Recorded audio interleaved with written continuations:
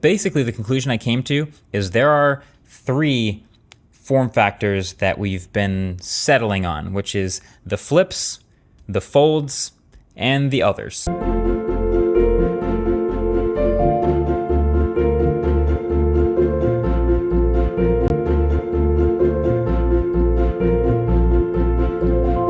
The new and improved hinge that's smaller in every dimension and actually has less moving parts. It's simpler, which should help with everyday durability, and it now allows the phone to fold completely flat. Like on the Fold model, so has the hinge with the tolerance now and the tightness on the new one. I mean, it's hard to imagine that you could get it any tighter. Samsung has gotten rid of the gaps, so it folds down a little bit smaller, a little thinner, and is less likely to catch any dust or debris on the inside because it's flat.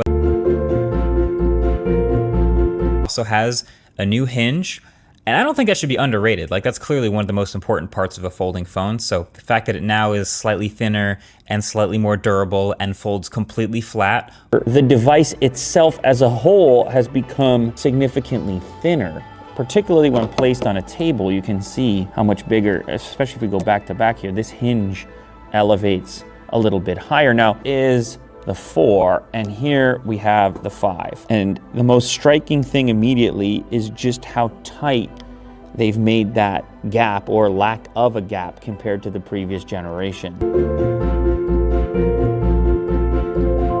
But the main upgrade is definitely the larger outside screen. So this is something that's slowly, steadily been getting bigger and bigger with each generation. The Z Flip4, you might remember, had the biggest yet. That was a 1.9-inch cover display. This one is graduating up to a 3.4-inch flex window. It's not exactly a rectangle. It actually has a little curvature to it around this camera section in order to accommodate those external cameras. The other benefit with the Flip model, obviously we can use it as a kind of tripod situation where I can have this like this. Gets a much bigger external display. Inside display is now actually much brighter. It gets up to 1750 nits, which is dramatically better than last year. Handed keyboard functionality is still some of the best you're ever going to experience. And then obviously we flip it open or unfold it, and we've got this tablet-like experience on the inside of the device. The outside screen is the same tall 6.2-inch cover display. My own personal case, like the most used folding phone, well, that I've ever used.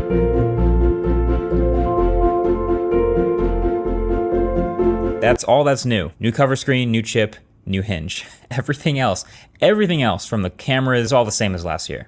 The camera layout. On the front, 10 megapixel selfie camera. On the rear, you've obviously got dual cameras, 12 megapixels apiece, one of them wide, the other ultra wide, f2.2 and f1.8. The ultra wide is going to give you a field of view of 123 degrees, whereas the standard wide angle, 83.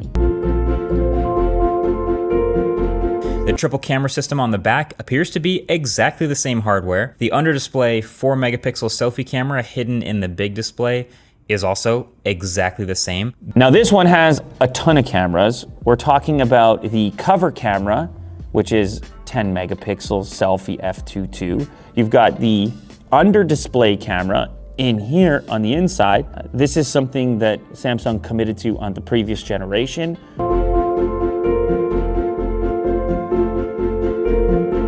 It's all the same as last year, except the base storage, because the $1,000 starting price now will get you 256 gigs of storage instead of 128. To the Z Flip, it's 2 configurations, either 256 or 512 gigabytes. 6.7-inch FHD plus 120 Hz adaptive refresh. It will be 60 Hz and the PPI is 306. So the new Flip features Snapdragon's 8 Gen 2 platform.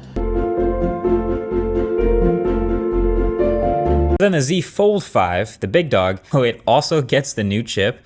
It's also got Gorilla Glass Victus 2, and the battery size is the same, the charging speeds are the same, it's IPX8 water resistant again. The 7.6-inch QXGA Plus with 120 Hz 374 ppi on the internal display. On the exterior, we've got this really large 6.2 inch display, 402 ppi. So you're actually getting slightly higher resolution on this external display. It's obviously a little bit heavier, coming in at 253 grams.